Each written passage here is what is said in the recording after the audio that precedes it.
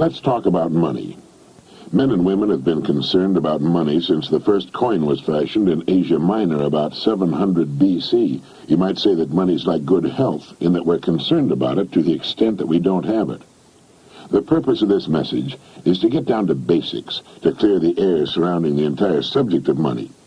To do this, I'm going to have to get absolutely elementary, and while you may already know most of the things I'm going to say, I think it's important that we remind ourselves just exactly what money is, how much of it is enough, and how to earn the amount of money you need to live the way you want to live, now and in the important future years. To begin, let's get rid of the old myth, once and for all, that money is bad or unimportant. It is not bad, and it is important, vitally important.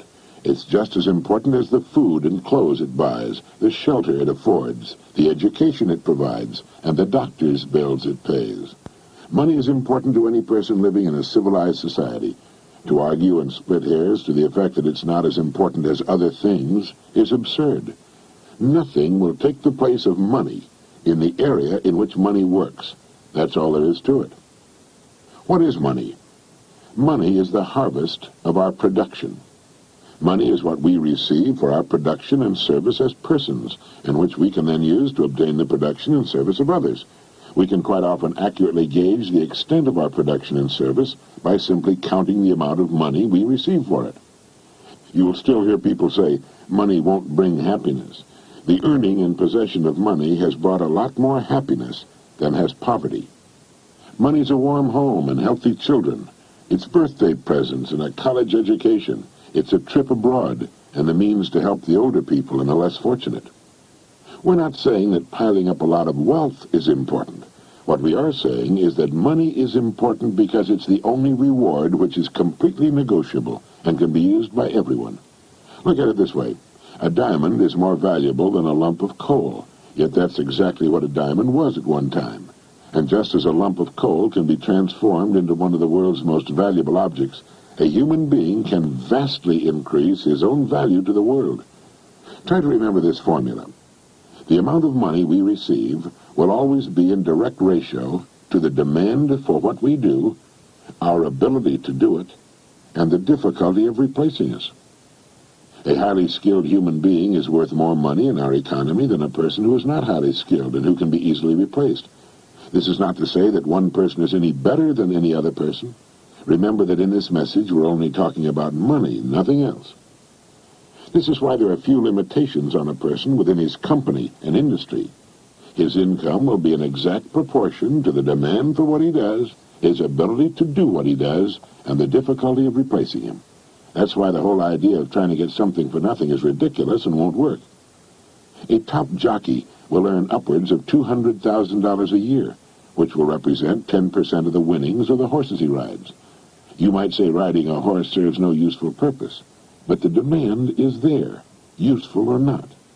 It's the same with a star in show business. His or her income will very accurately reflect the demand for what he or she does. And that's why preparation for life is so important. Luck has been defined as what happens when preparedness meets opportunity. A great opportunity will only make the unprepared, the unqualified, appear ridiculous. For every one of us, opportunities are all around us. Our ability to see them will depend, in large part, on how well we have prepared ourselves. Now, how do you stack up in this regard? Now, while this may sound elementary, you'd be amazed at the number of people who want more money, but don't want to take the time and trouble to qualify for it. And until they qualify for it, there's no way on earth for them to earn it. It's like the person who wants a good-looking figure but doesn't want to stay on a diet long enough to get it.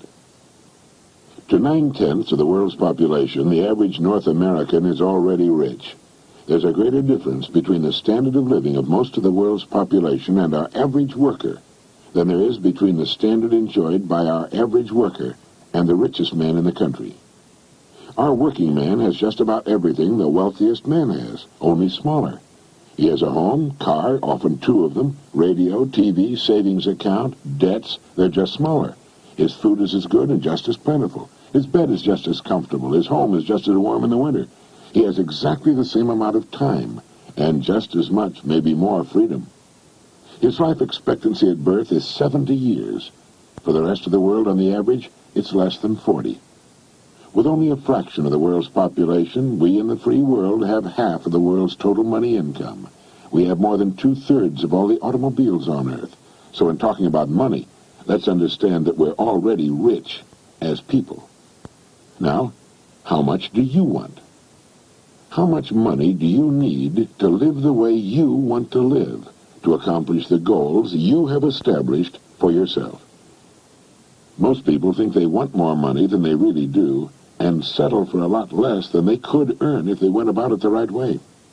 The world will pay you exactly what you bargained for, exactly what you earned, but not a penny more. You remember the poem that goes, "I bargained with life for a penny, and life would pay no more"? Well, that's about it. We will receive not what we idly wish for, but what we justly earn. Our rewards will always be in exact proportion to our service. If you don't like your income, you must devise ways and means of increasing your service. And this is an individual thing.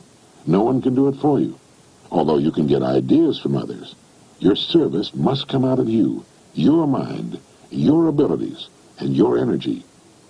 A strong man cannot make a weak man strong, but a weak man can become strong on his own by following a specific course of action for a sufficient length of time.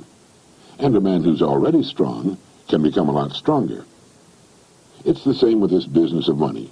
A man who refuses to do more than he's being paid for will seldom be paid for more than he's doing. You may have heard someone say, "Why should I knock myself out for the money I'm getting?" Now, it's this attitude which, more than anything else, keeps a person at the bottom of the economic pile. He doesn't understand that only as we grow in value as persons will we receive the increased income we seek. If we try to stand still in our work, and millions do, we'll never know the rewards, nor the joy of accomplishment, and the personal satisfaction and peace of mind which come only to the person of unusual achievement. There are two distinct steps we must take. First, we must decide how much money we really want. Once this decision is made, the second step is to forget the money and concentrate on improving what we now do until we've grown to the size that will fit and naturally earn the income we seek. Once we're fully qualified for the amount of money we decide to earn, we'll soon find ourselves earning it.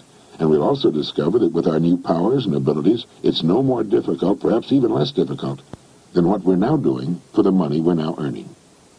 Now ask yourself, how much money am I perfectly willing to earn, realizing that the amount I earn will be in exact proportion to my skills, the demand for what I do, and the difficulty of replacing me? There are really three amounts of money every person should decide upon. One, the yearly income he wants to earn now or in the near future. Two, the amount of money he wants to have in a savings and or investment account. And three, the amount of money he wants as retirement income, whether he ever retires from active work or not. Now it's here that most people make a very serious mistake. They never decide on any one of these three amounts of money. If you will decide on these three amounts, and if you will write them on a card to carry with you or put someplace where you can review it from time to time, you will automatically have placed yourself in the top 5% of the people. You will have a plan for your future, a blueprint for future financial accomplishment. You will know where you're going, and if you're serious about it, you will most certainly get there. You see, the trouble with people is not in achieving their goals. They can do that. It's in not setting goals that people get in trouble. They leave it to chance and find out sooner or later, and to their sorrow, that chance doesn't work, that they've missed the boat. It's estimated that only 5% decide on the money they'll earn and then grow as persons into the size of the incomes they seek. They thus take their lives, their fortunes, and their futures into their own hands as they should, and accomplish their goals right on schedule all the years of their lives. You can do the same thing, and you can do it starting right now. There are two kinds of people where money's concerned. There are the majority who cut back on their wants to fit their incomes, and there are those free spirits in the minority who make their incomes fit their wants. Now, which is best for you? You must decide. Ben Franklin gave us the secret to wealth. He said the road to wealth lies in augmenting our means or diminishing our wants. Either will do, but the quickest way to wealth is to do both at the same time.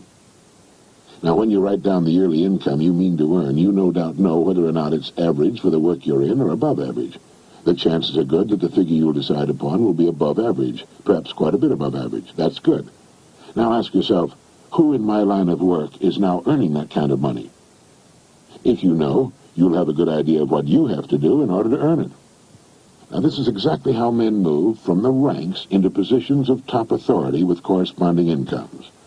I have no way of knowing your line of business. Regardless of the business you're in, it needs new leaders, men to come up in the years ahead. Everything is expanding, getting larger, and with the increase in size and scope, the most desperate need is for the dedicated, able person who can learn to lead the field, and to lead others as well. Some of the top executives in the nation today were once accountants, shipping clerks, struggling lawyers, service station attendants, salesmen far out in remote territories, sales clerks, mailroom boys, mechanics. You cannot think of a position from which people have not climbed to the top. Understand what I'm going to say, and it'll bring you and yours everything you want. It's not the job, it's the person. It's not your present circumstances which count, but the circumstances you make up your mind to achieve that are important. The only limit on your income is you. And the income you decide upon can be achieved within the framework of your present work, industry, or profession, where you already have a start and a place. All you need is the plan, the roadmap, and the courage to press on to your destination, knowing in advance that there will be problems and setbacks, but knowing also that nothing on earth can stand in the way of a plan backed by persistence and determination.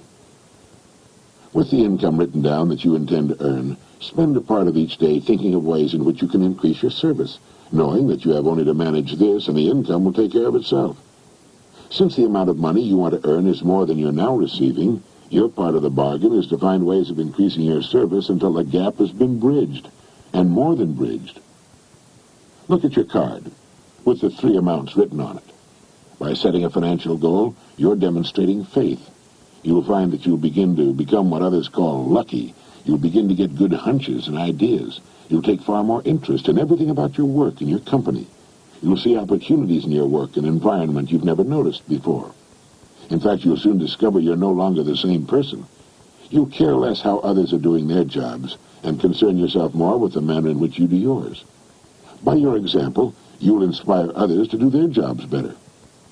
Have faith in yourself and the quiet, firm inner knowledge that you can and will accomplish your goals. Know that the answers you seek will come to you in their own time if you only keep looking for them. Above all, realize that money cannot be sought directly. Money, like happiness, is an effect. It's the result of a cause, and the cause is valuable service. Keep money in its proper place. It's a servant, nothing more. It's a tool with which we can live better, see more of the world, give our youngsters the education they need and a good start in life. It's the means to a happy, carefree retirement in later years.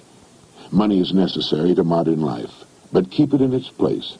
You need only so much food to enjoy good health. You need only so much money to live comfortably, securely, and well. Too much emphasis on money reverses the whole picture. You then become the servant, and the money becomes the master. As Horace Latimer put it, it's good to have money and the things money can buy, but it's good, too, to check up once in a while and make sure that you haven't lost the things that money can't buy. Every person should know happiness in his work and home, and prosperity. These things can and should be yours. Now, play this message as often as you can during the next week.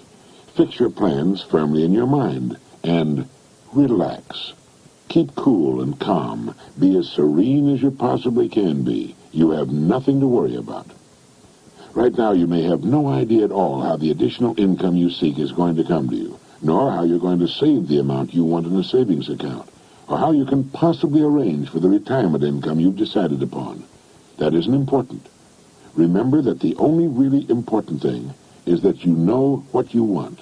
If you do, you must become what you think about. Be realistic about your financial goals, for as you reach them, you can then set higher goals. Trying to jump too far too soon can often result in confusion, tenseness, and worry. Take your growth in sensible, logical steps, remembering that the big thing is that you know what you want, and that you realize your rewards will match your service.